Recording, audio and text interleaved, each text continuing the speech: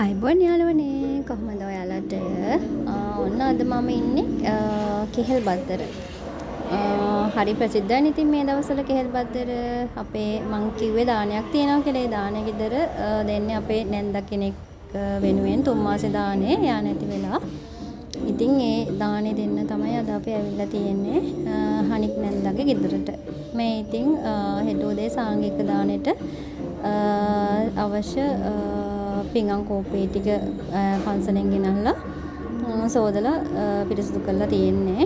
මේ තියෙන්නේ දෙන පිළිකර ටිකත් හත්නමට ලෑස්ති කරලා තියෙනවා. ඒ වගේම කරඬුවට සහ අනිත් මුතු කුඩේ එහෙම ගෙනල්ලා තියෙනවා. මේ ටික තමයි. ඉතින් බලන්නකෝ. අද රැයට අපි බණ කියනවා. හෙට උදේ තමයි සාංගික දානේ දෙන්නේ. මෙතන තමයි රැයට බණ අහන්න එන අයට ආහාර පිළිගන්නන තැන මෙන්න මේ හට් එකකුත් ගහලා තියෙන්නේ. ඉතින් පාදෝණය කරන්න පොල්ලත්තුකුත් ගොක්කත්තක් වේලා තියෙන්නේ.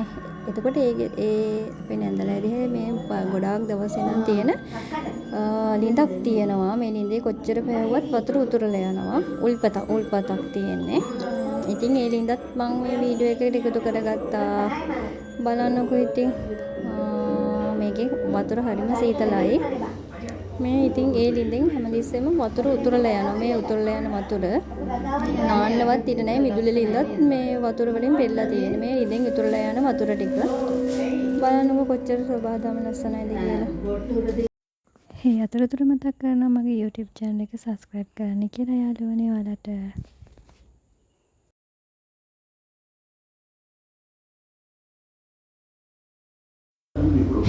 එහෙනම් දාන වෙලාවට ගන්න වීඩියෝ එකෙන් හැමෝම ගෙන් එන්නම් පරිස්සමෙන් තෙරුවන් සරණයි. බයි බයි.